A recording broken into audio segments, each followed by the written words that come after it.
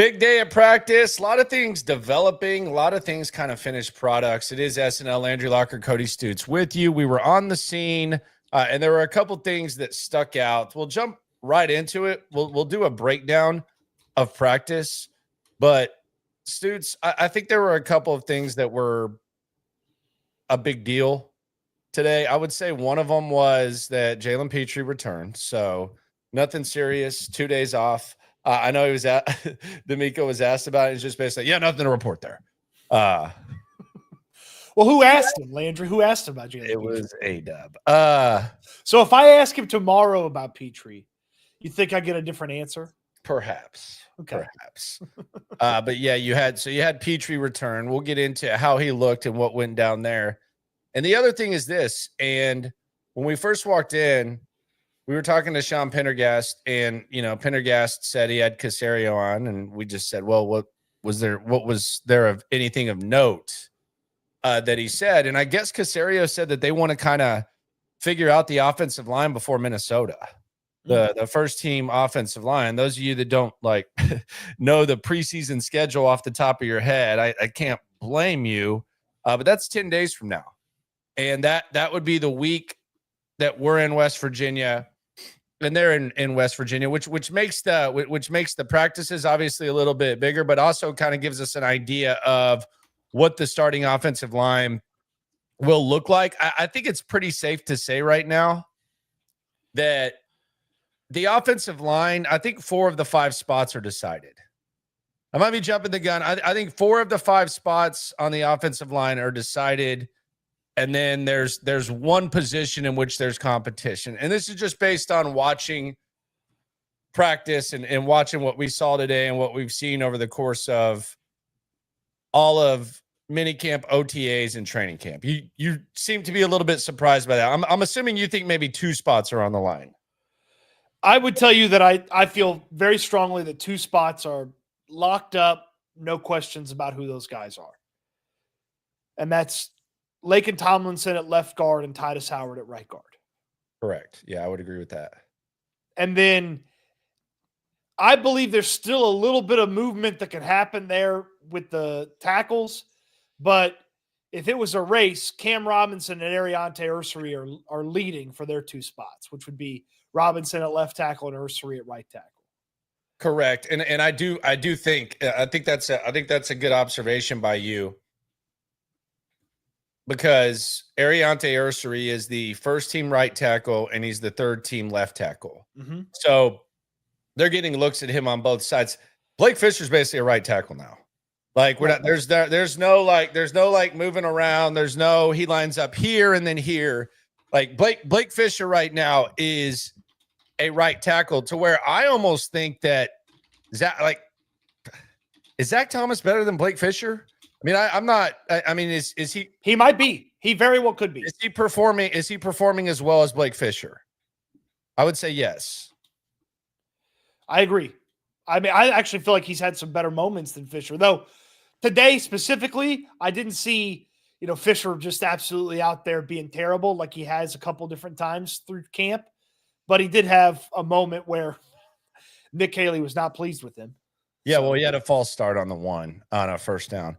Which, by the way, in fairness, it happened with the first team too. So it might have just been a frustration with everything that went on, which we'll get to when we get to the in-depth breakdowns. Yeah, but Nick Haley didn't react the same way when the first team did it when the second team guy did it. Yeah, that's a fact. So I think you bring up an interesting possibility. They are looking at Ursery at both, so I could see that. But if I had to bet right now, I would say Cam Robinson's your left tackle, Laken Tomlinson is your left guard,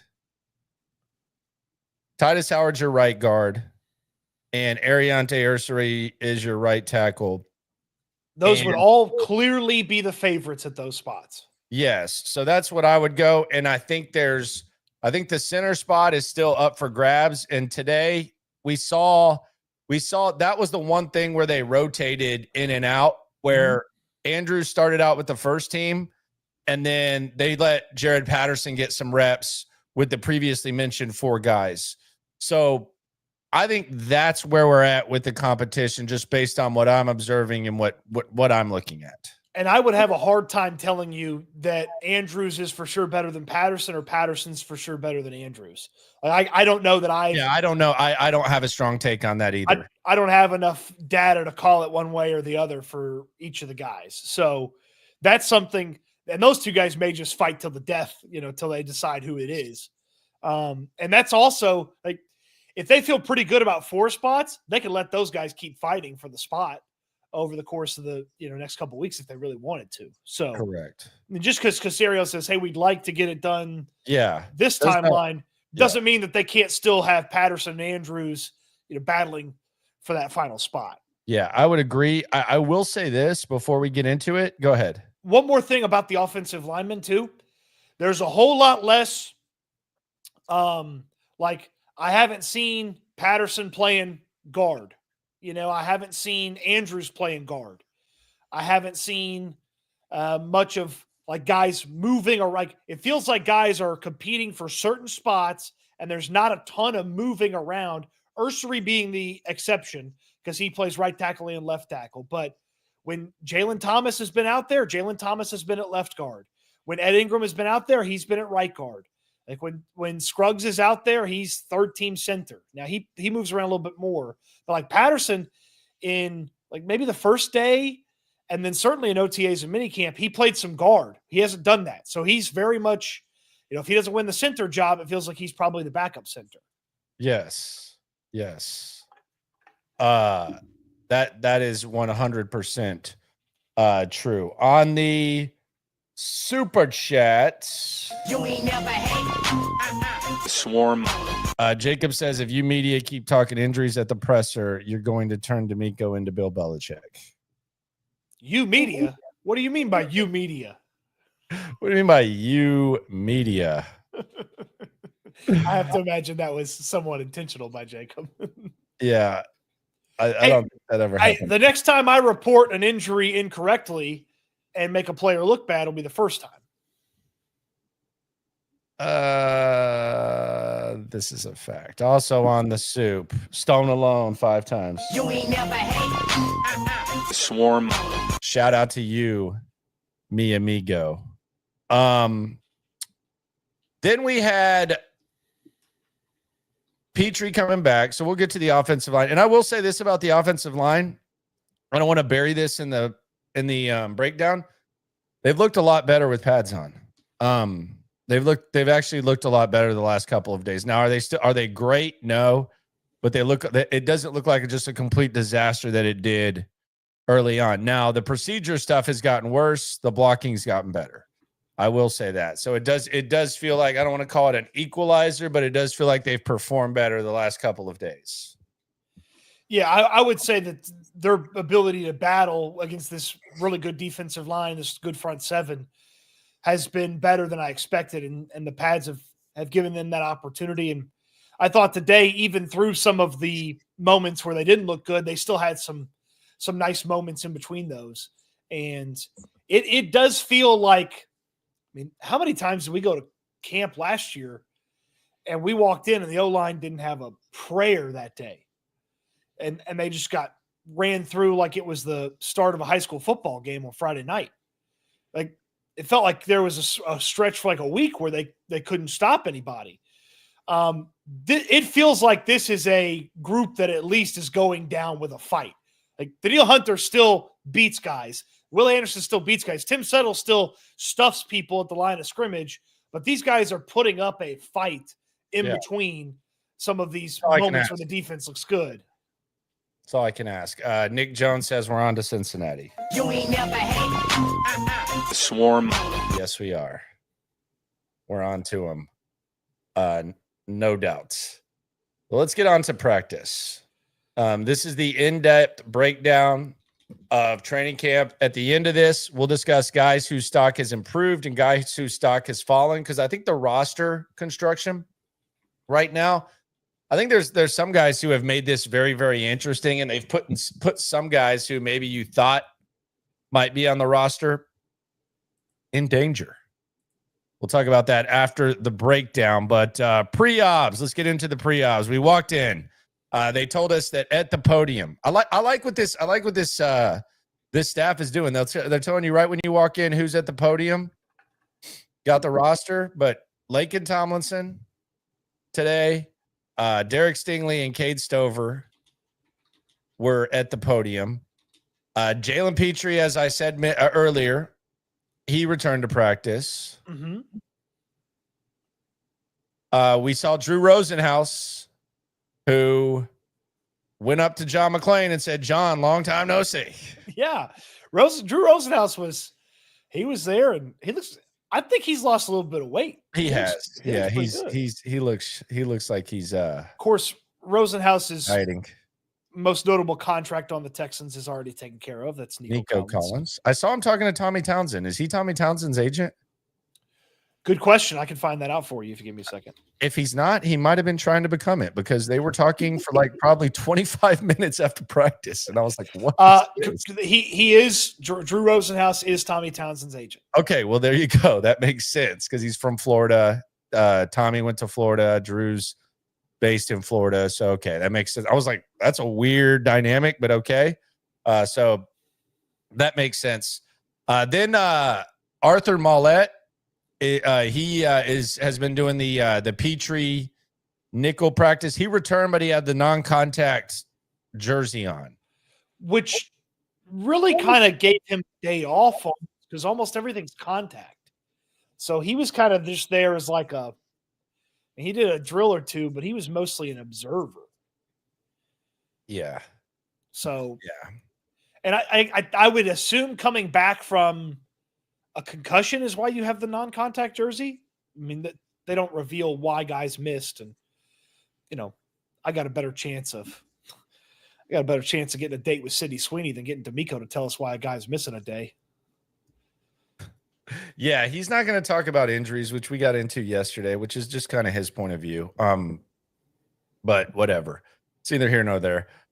So then we go to the weird ass 2-minute special teams thing. Like they're doing this weird ass. Maybe it's a bad thing. I don't know, but they have this weird ass. It was actually a pretty badass drill though. Today they had a pretty cool special teams drill. So basically, they would have a receiver run. He catches the ball, and then the special teams player kind of trails him. Nick Chubb actually tripped and fell. Aziz kind of nudged him a little bit. He tripped and fell. And then he also had a drop in that. But then it was just basically like a trail drill, just like a typical drill. But yeah, Aziz like hit him. It didn't seem like it was too hard, but he fell to the ground, and then there was one moment where he dropped the ball. I feel like that entire special teams period was total chaos because they had it all happening like on the 40-yard line in. So they were running that drill, two different versions of it at the same time. And while they were doing that, they had the jugs machine kicking line drives at the kick returners. And it was just like there was a lot going on for a little itty bitty special teams period. Yeah, it's pretty sick. I wanted more of that, but it was 2 minutes. It was a 2-minute special teams drill. So then we went to Indy, and there are a couple of observations I had from Indy. Did you gather anything from Independent? I'm always like trying to keep my head on a swivel and just like whatever comes to my mind. Take down. Is there anything that you noticed? I didn't have anything super notable from. I have three things. I have 3 observations from Indy. So number one, Jakob Johnson is still doing tight end stuff and fullback stuff. So, I mean, this guy's all over the place. Like he's lining up at, I call him tight end 3.5, 2.5 to 3.5. Okay. Because I think he's one of the 3 best blocking tight ends. And I think if they're throwing to tight ends, he's 4th. So that's where it's like the 3.5, 2.5. Mm-hmm. Then I also noticed British Brooks is a lot faster. Am I allowed to say that? I'm just kidding. No, I'm just out. Is it too early? But British Brooks is clearly faster. I think obviously the age is different, and I think it was just a traditional torn ACL, right? Right? Yeah, that was his injury last year. I believe so, yeah. But yeah, British Brooks is faster, and British Brooks is doing a lot of stuff. And we'll hear about British Brooks in a second too. Torn meniscus last year. Okay, meniscus, not great, but he definitely looks a little bit faster. So I noticed that. And then also the Petrie drills, which had only been Petrie and Mollett, it's now Petrie, Mollett, Miles Bryant, and D'Angelo Ross. So there's a lot more people doing that this time. There were 4. That's the most that I've ever seen doing the Petrie Indy routine, and it kind of feels like that number's just kind of increased. I agree, and I'm still a little interested in the fact that Jalen Reed's not getting a look at the Petrie role, but they're using him like a normal safety, and they're using him on special teams. But yeah. I'm with you. I'm a little surprised too. On the super chat, you ain't never hate. Swarm. The Press Rocks fan says, "Sup guys, first super chat, but keep up the good coverage. Content rules. Go Texans." Thank you, my friend. Don't be depressed either. If that stands for Rockets, you should be very excited. Maybe he's a Rockies fan. If you're a Rockies fan, stay depressed. If you're a Rockies fan, it's not getting better anytime soon. I'm assuming it's Rockets, though. Paul Young says, "How's Cox doing? Is he getting the reps to show?"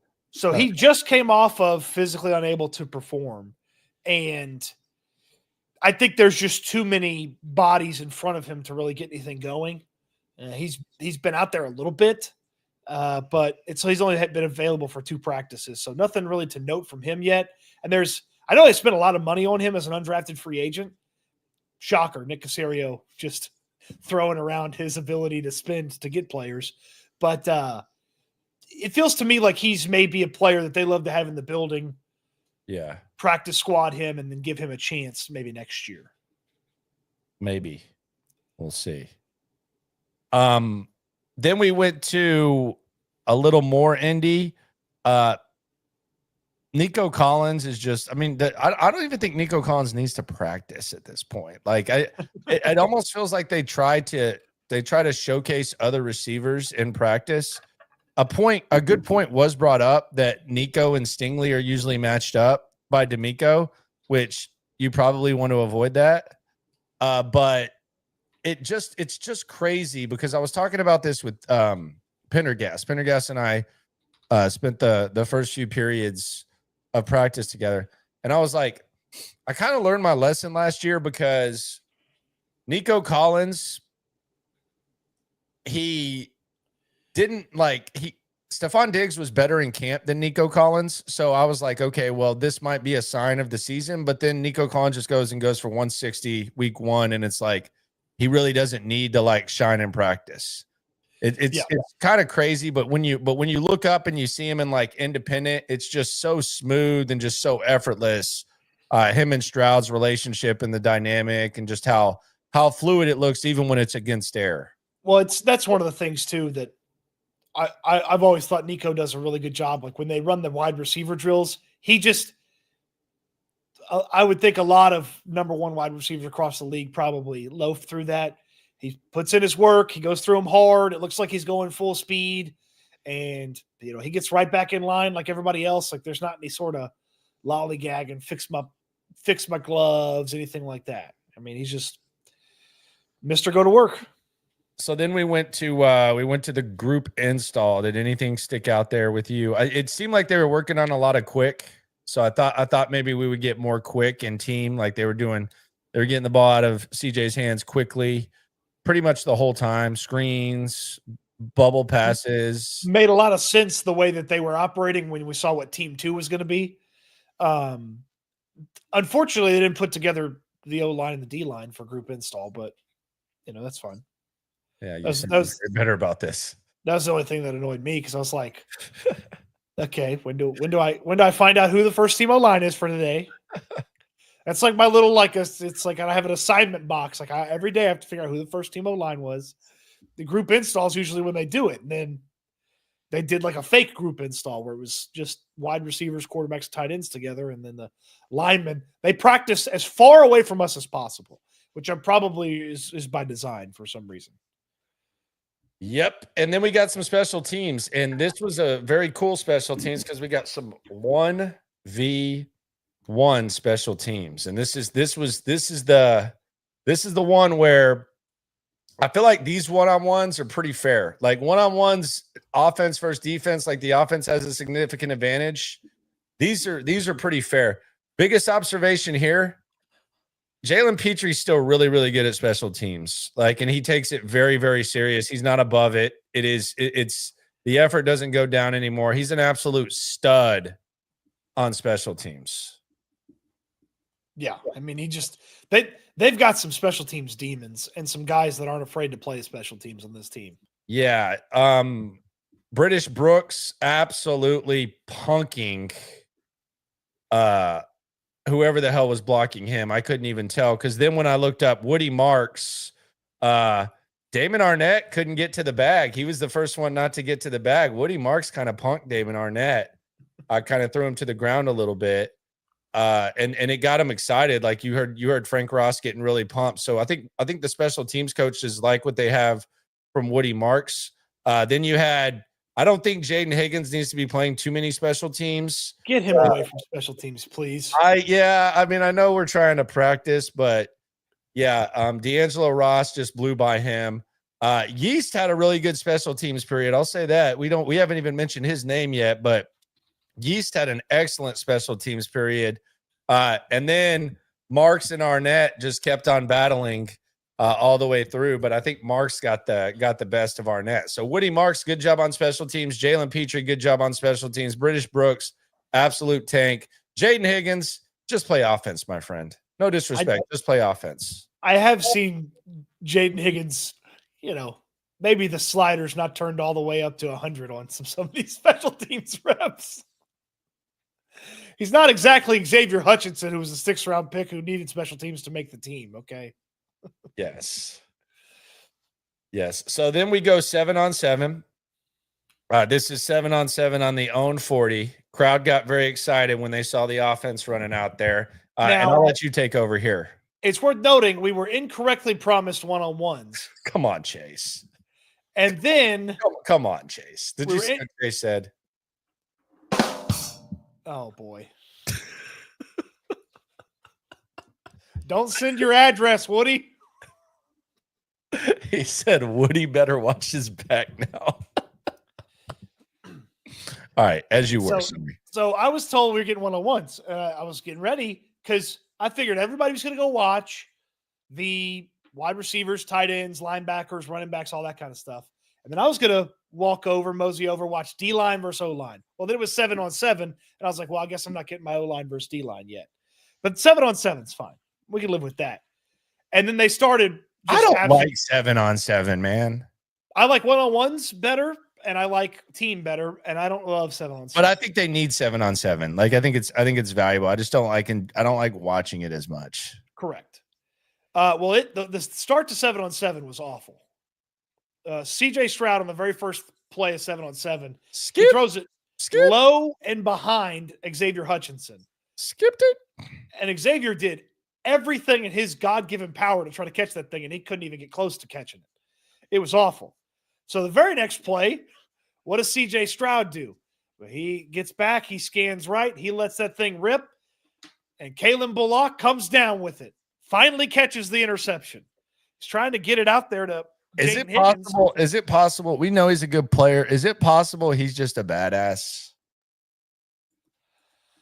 I may have underrated what Kalen Bullock can be this season. Yeah, I think it's very possible this dude is just a bona fide badass. And here's dude, another. No, I'll tell you the most impressive. Stay tuned. I'll tell you the most impressive thing Kalen Bullock did that might have even been under the radar a little later on in practice. And the thing about Bullock that is intriguing to he may be better than we thought he was.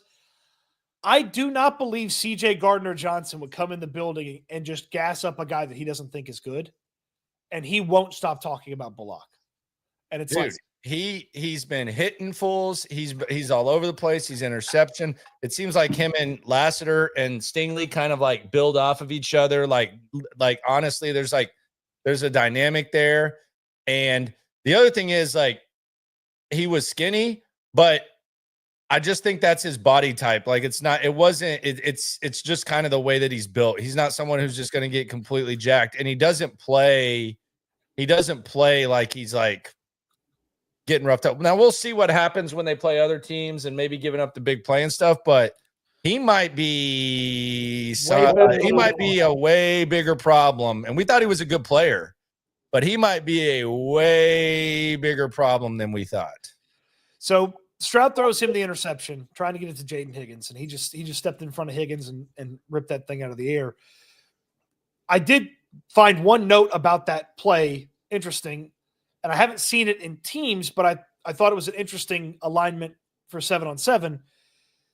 Dalton Schultz was lined up outside and in front of Nico Collins. So Nico ran the route from inside Dalton Schultz's shoulder, which is an alignment that probably would make Bobby Slowick's brain explode.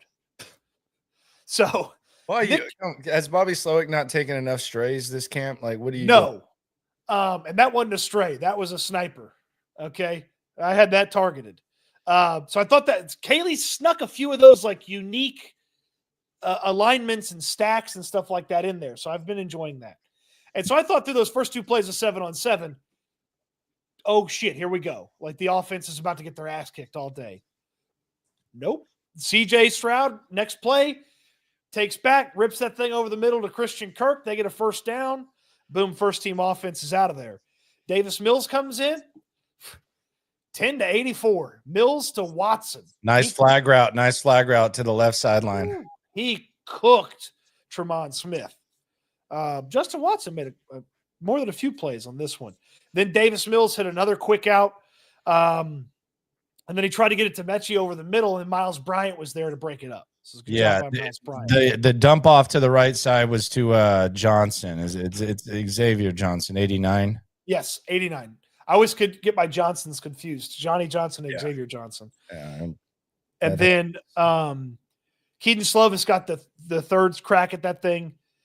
He got it to Johnny Johnson, and then he got it to Jawar Jordan on a smooth. By the way, Jawar Jordan smooth in space. Very smooth in space. Pretty nice little play from Jawar Jordan catching the ball out of the backfield.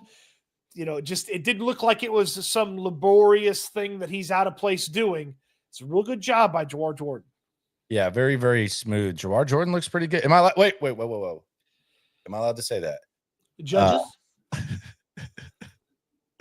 On the super chat, Wags. You ain't never hate. Swarm. Sorry I'm late. I'm here for the best Texans stream. You came to the right place, my friend. Dave Cree says RD is solid. # no Diddy. Yes, it is. It's very solid. It's very, very, very solid. There's lots of times where that D is very stiff. Very, very, very, very true. So then we get to special teams, and we had our first fight of camp. Looked over my right shoulder. Cody Stutes talking to Mark Vandermeer. That's not. And it was the first fight of camp. Mark Vandermeer versus Cody Stutes. No, that's not what happened. That's not what happened. Vandy and I were talking about running backs. He said some very nice things. He was nice things to him. And we were just kidding. It's good to see Vandy. No, I was kidding. Yeah, I joked with him because I kind of had poked some fun at him last night on the stream about the early running back talk. But yeah, we were just messing around. No, yeah, we had some fun. It's Vandy. We love Vandy. So then we get to team one. And this was cool because in 7-on-7, it was the traditional three backers. In team one, we have Petrie back at nickel. First offensive line, as I previously mentioned, Robinson, Tomlinson left to right, Andrews, Titus, Ursery. Yep. First play, Nick Chubb. And he just got in there for 2. Yeah, 2 yards. Then Christian Kirk with a nice gain across the middle out of the slot. Jalen Petrie in the slot. Captain Kirk just completely breaking him off.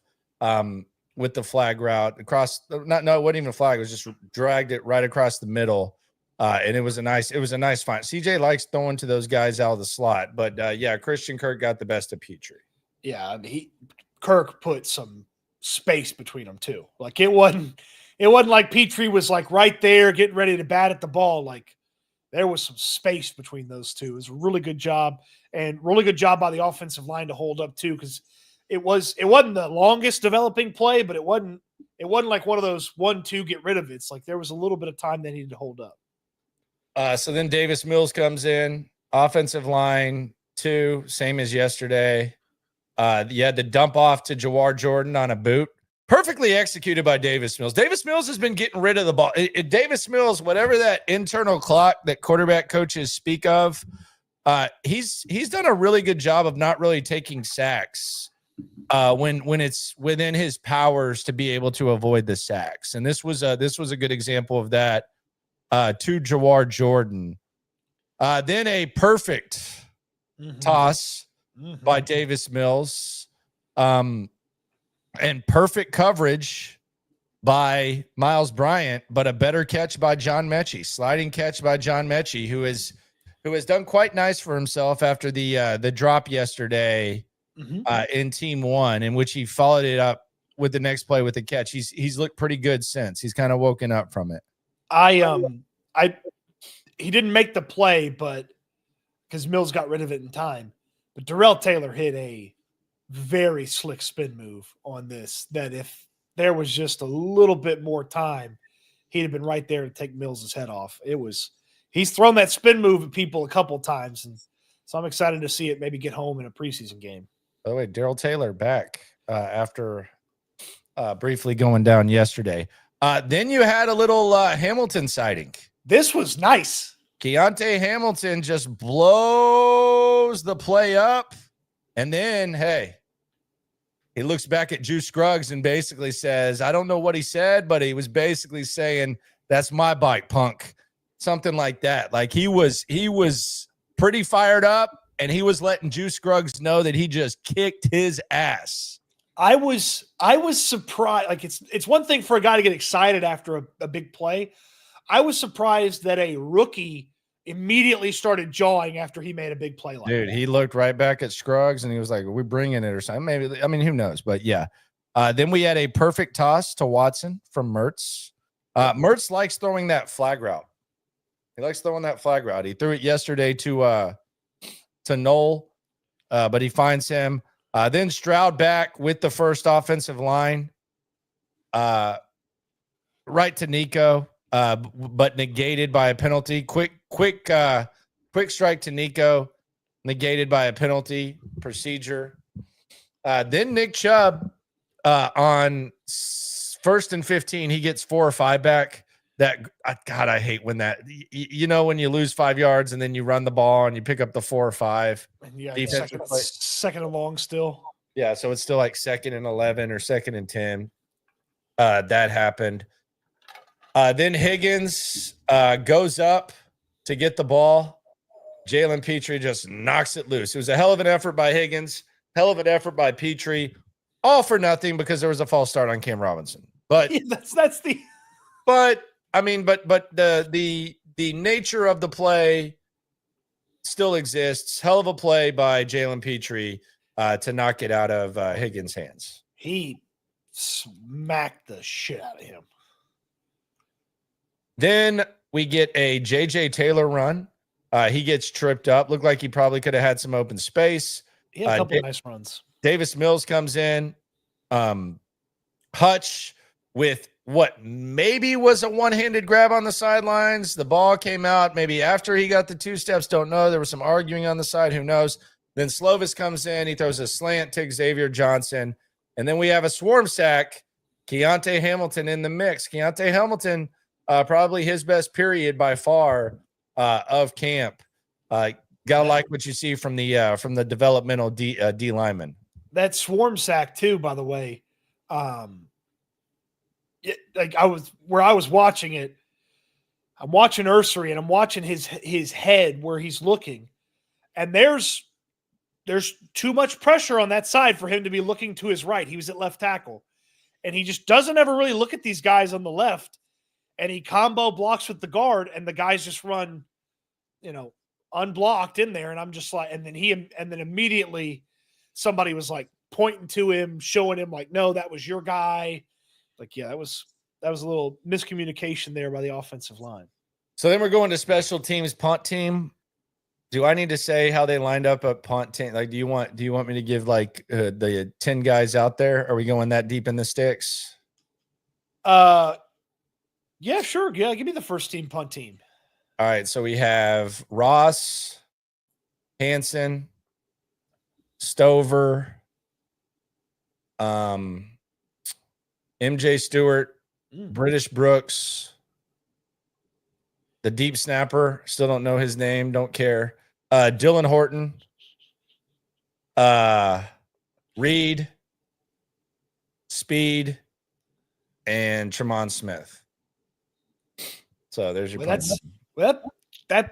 that bodes well for British Brooks if he's getting those top special teams opportunities. Perhaps he had a good special teams day. So this was kind of funny. So just Watson got in on downing punts as well, where Ross usually is.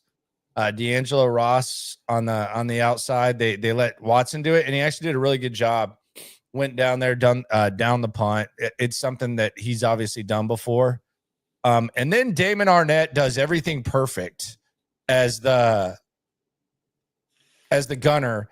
He catches the ball on the one and then just takes it into the end zone, and everybody's sitting there laughing. And you hear CJ Gardner-Johnson go, "Hey man, you got to throw it back in."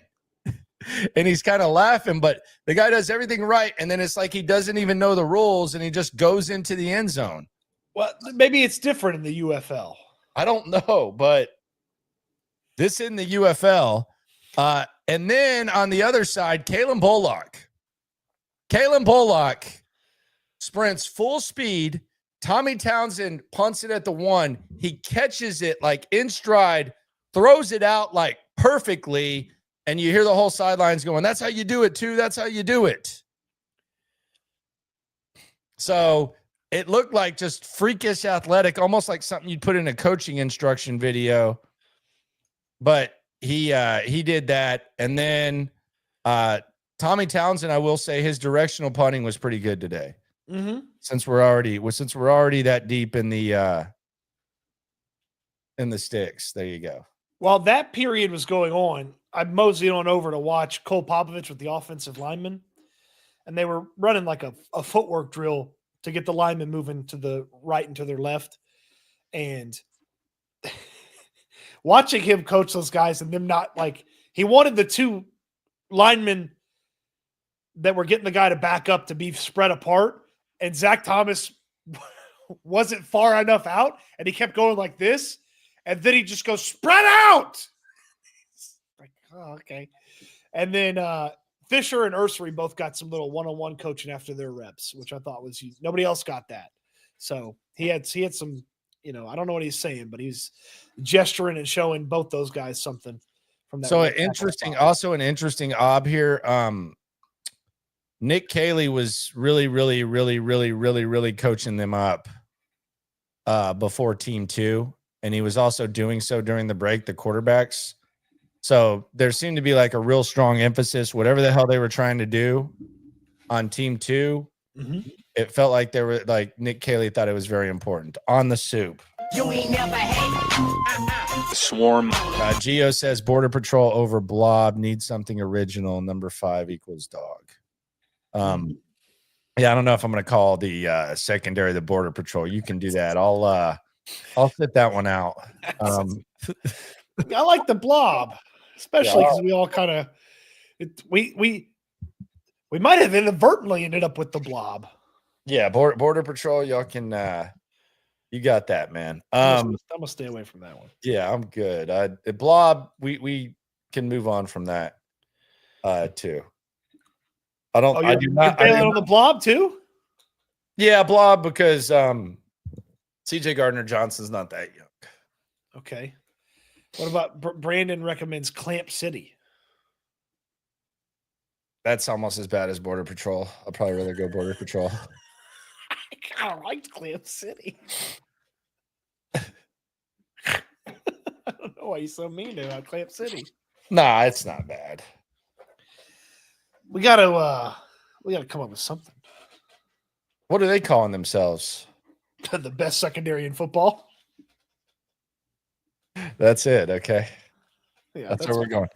That's what they're calling themselves. All right. So let's go to team 2. Take us through team 2 here on the SNL observations. So you get Cam Robinson at left tackle, Laken Tomlinson at left guard, Jarrett Patterson replaces Andrews at center, Titus Howard at right guard, and Ariante Ursary at right tackle. And they're starting on their own 2-yard line.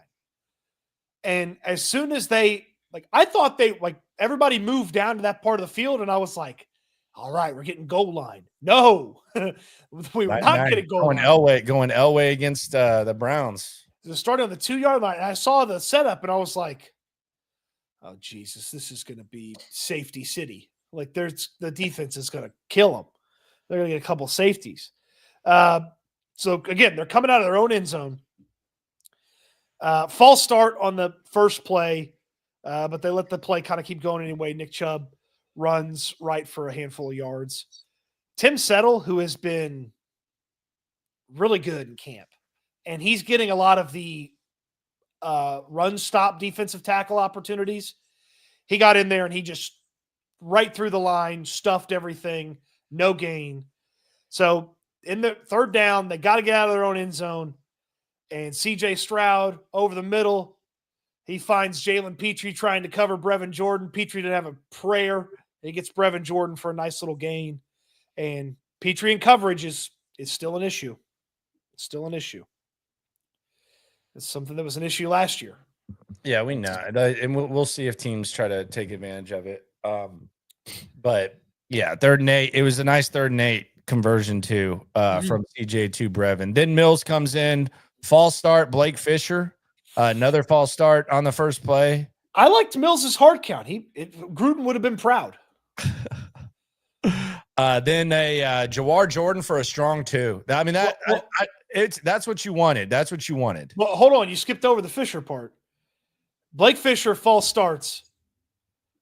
And Nick Caley not so politely requests that somebody replace Blake Fisher on the lineup. And Fisher, with his head down, walks off. This is the 2nd time he's been benched. And Zach Thomas comes on for him.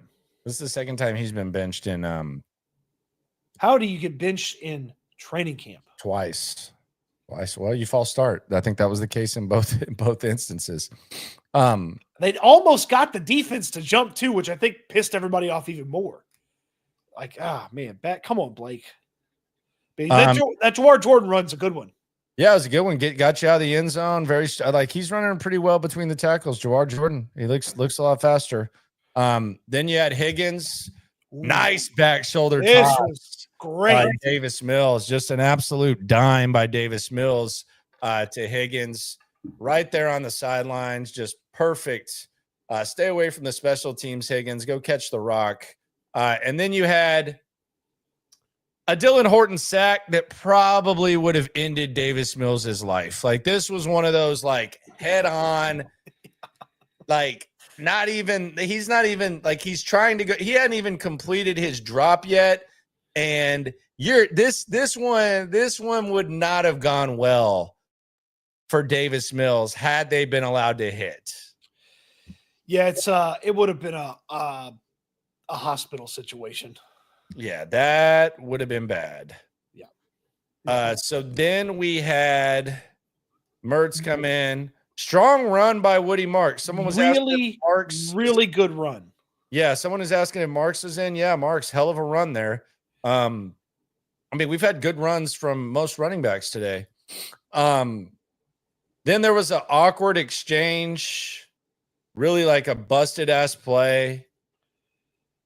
Where Woody Marks falls down. It looked like either the quarterback went the wrong way or was tripping. It was just kind of like a really bad exchange all the way around. And he falls down. So he follows up the good run with that. Then a quick out to Watson. And then we're going to get the final look at CJ Stroud and the first team offense. Well, you know who got the first look at C.J. Stroud when the first he got there was Daniil Hunter when he blew right past Cam Robinson. Now, that would have been a sack for most people. They let the play continue, and C.J. put up a beauty to Dalton Schultz, who got behind the defense, and this would have been, I don't know, a 20-yard gain or something like that. By the time the defense, eventually got to Schultz, it was a really good play. It might have ended up being a defensive touchdown. If Hunter could reach and hit Stroud's arm, it could have ended up being a defensive touchdown. That was probably the one play where it was points for the defense, either 2 or 6, because Hunter would have just mauled him. Then CJ got it to Nico Collins with Kamari Lassiter in coverage, and then Daniil Hunter right past Cam Robinson again. And Will Anderson's had a lot of days up to this. It was Daniil Hunter day today. And so he just right past Cam Robinson. And it's just a tough one for Robinson today. Then Mills comes in. You had a Jalen Smith PBU, and then a nice run by J.J. Taylor. So you finished the day on a nice run by a running back, and that's a wrap. Well, I got a Mills Mechie connection for a small gain to finish. Wow. Okay. Yeah. I don't want to shortchange John Mechie. No, he's had a good couple days. He needs all the accolades he can get if he's going to try to make this roster. Yeah, no doubt. So on the soup, Wags asks, You ain't never hate. Swarm. Is Ursary cementing the right tackle position? DBs equal lockdown. I would say yes. I would say he's the starting right tackle. Is that fair? I agree with that. He is very close to cementing his spot at right tackle. Thoughts on Jalen Smith? He's had some it hasn't been crazy, but he's had good plays on special teams and he's had good plays on defense, which I think is about all you can ask. I don't think he's been he hasn't had too many bad plays, I guess, which is good, right? I actually feel like he's had a pretty good camp. He's been in on a couple of pass breakups. He's had some, like you said, some success on special teams, and I actually feel like he's had a pretty good camp, and he'd be the backup outside corner if they played a game tomorrow.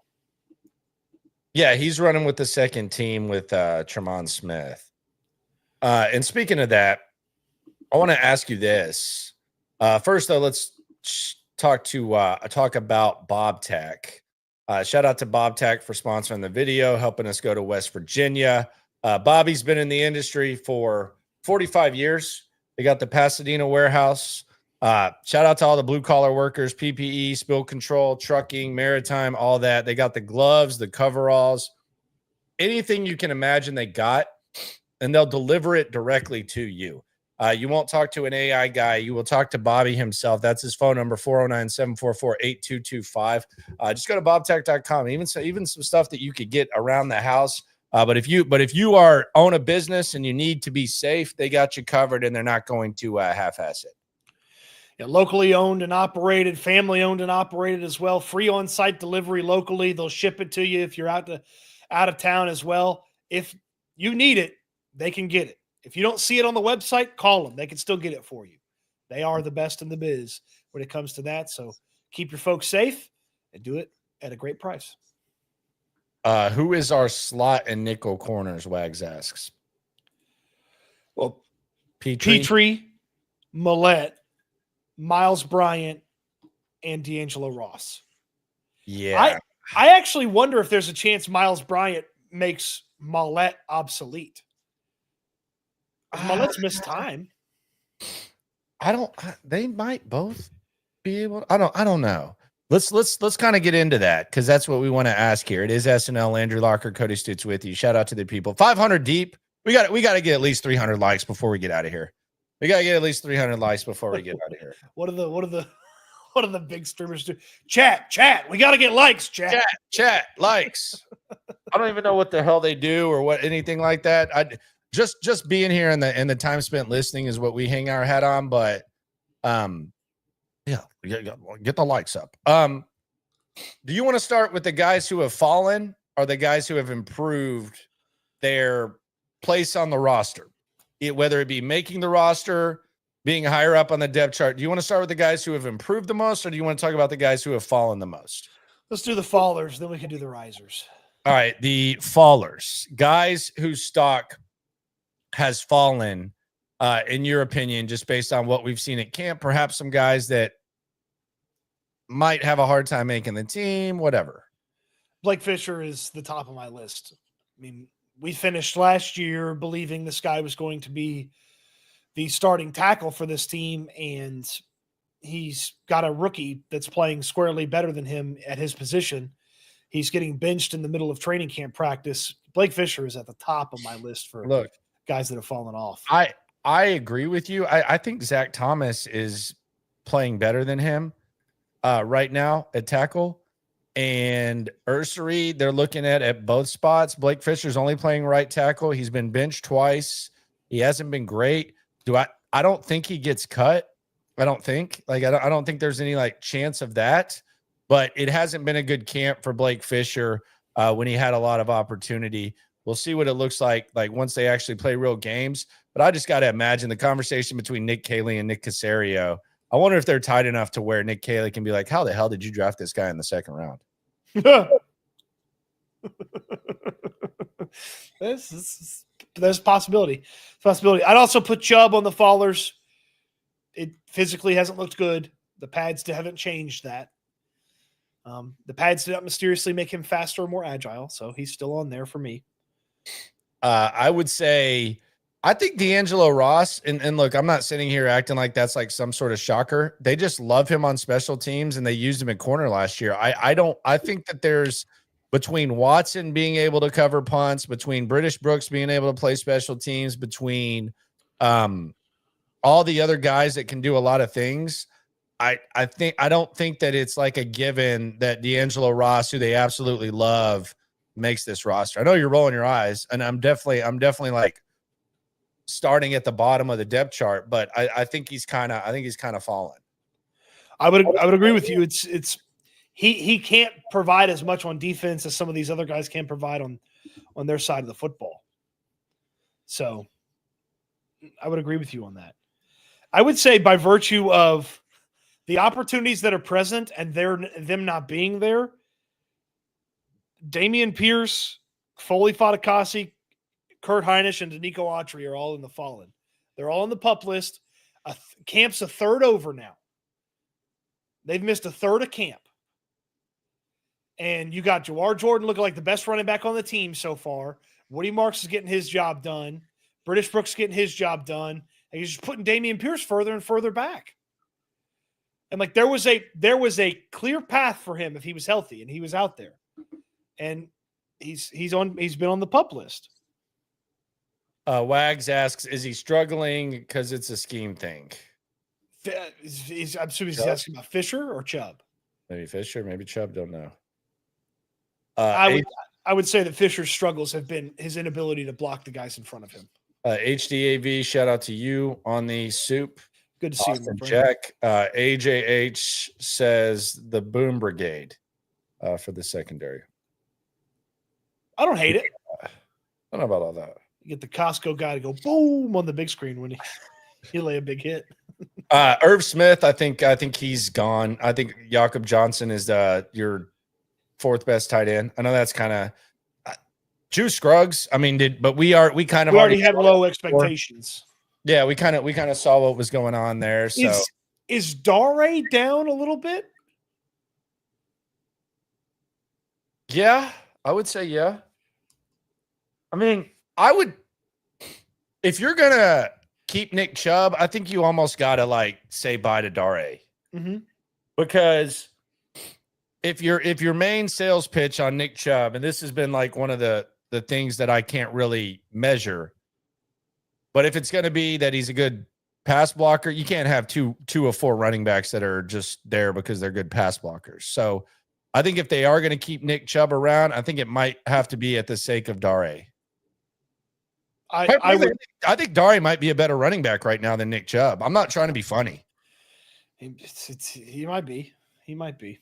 Yeah, I'm not trying to be funny. And then I would say Luke Lachey stock down for him too.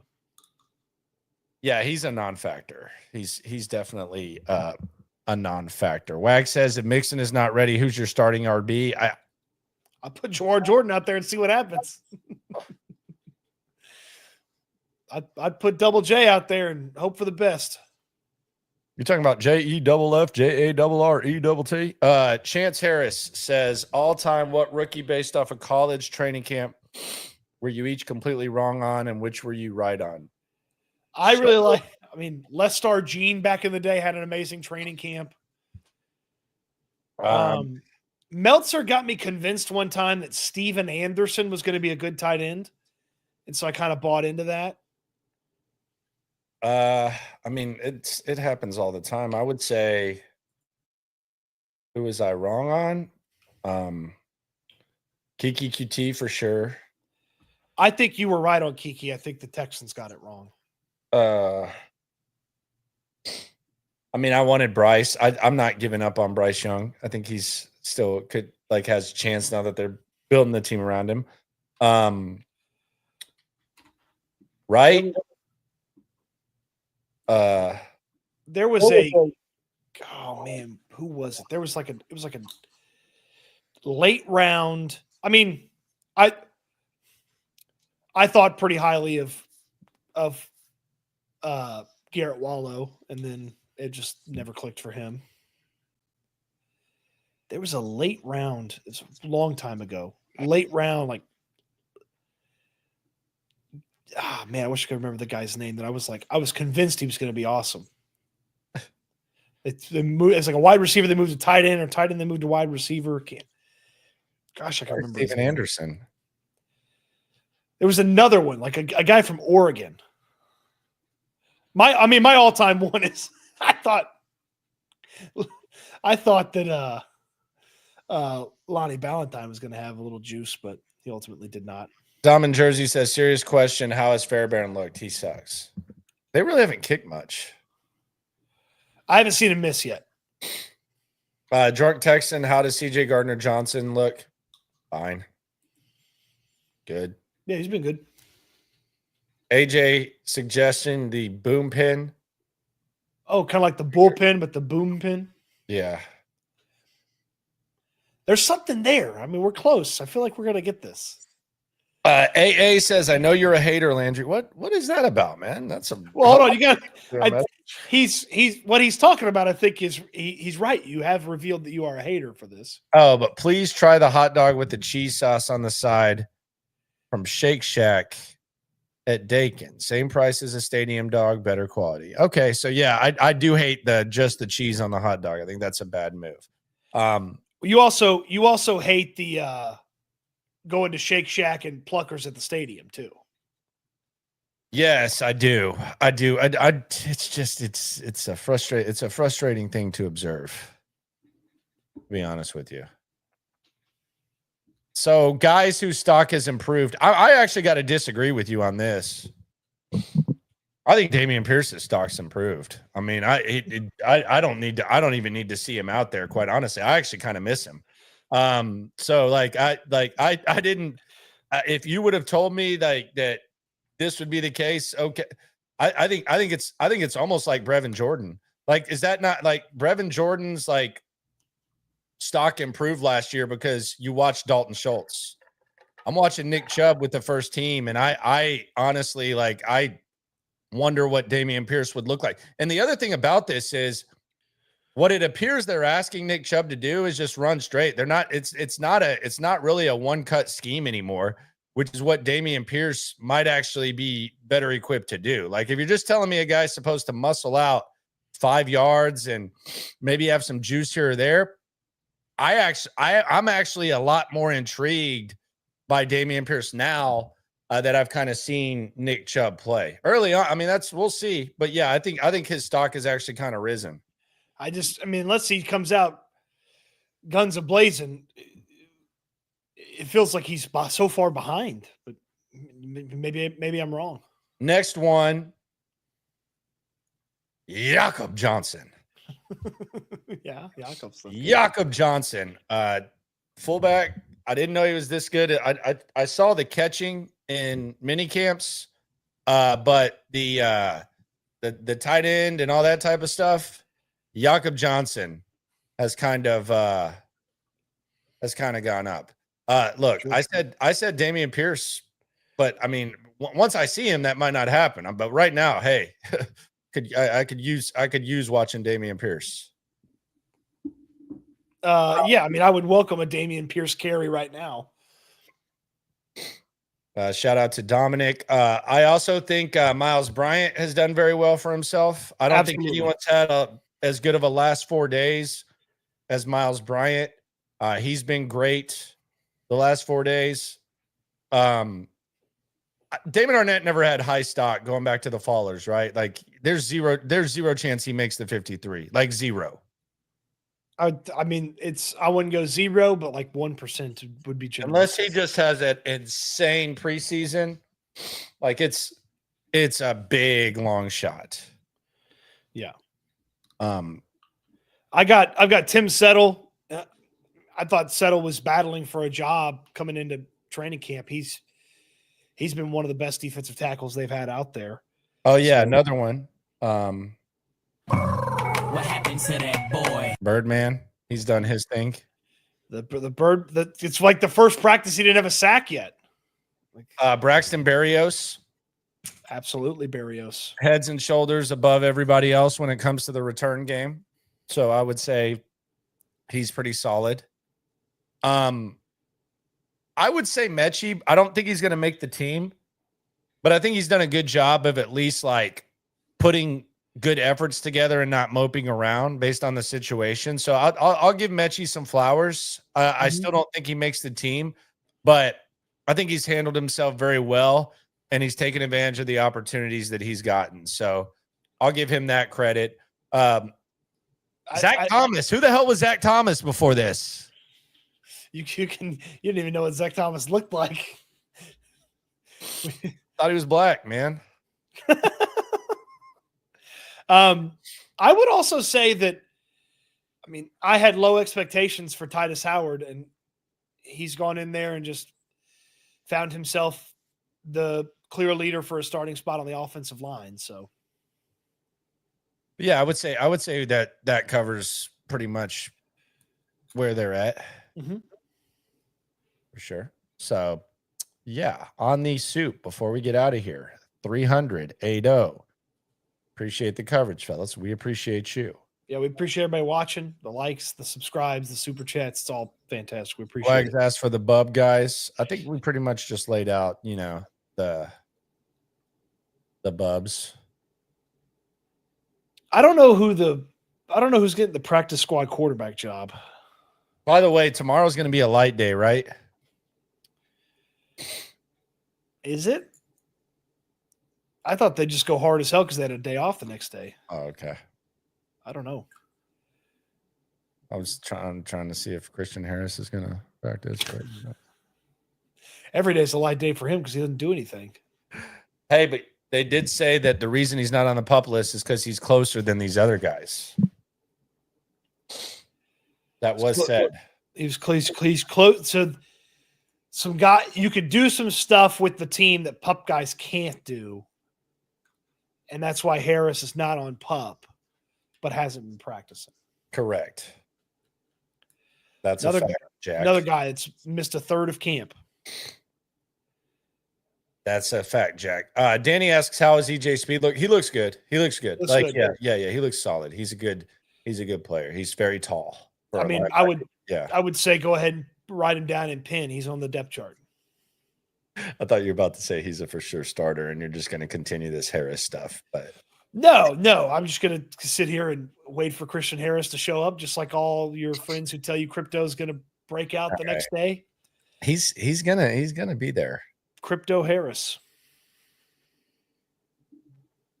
You know what? I'm going to rename the West Virginia trip. It is the Christian Harris return. That's what it is. Christian Harris return. What, does he have to pay his way too? I don't think they take injured guys. He'll be there. Oh, he'll be there. He's going to be. What a disappointment. Just Come on, man. It's too early for that. Wait, What a come on. It's too early. You can't say that. it's not. It is not too early. It is a third of camp is behind us. All right. Anyway, on that note, appreciate y'all for rolling through. Jim, Y'all are nuts in the chat. Christian Harris and Jordan have the same doctor. Now that's an insult to Christian Harris. Jordan is still the only person who's had 2 knee surgeries at once in his early 20s. So you people be. And he still came back before Harris did. Subscribe, like, ride along. Always remember, like the video. When it comes to this Texan stuff, we're all in it together. Back on the practice field tomorrow at 9. Eat good, sleep good, be good. We'll talk Texans again soon. Thanks for watching, everybody.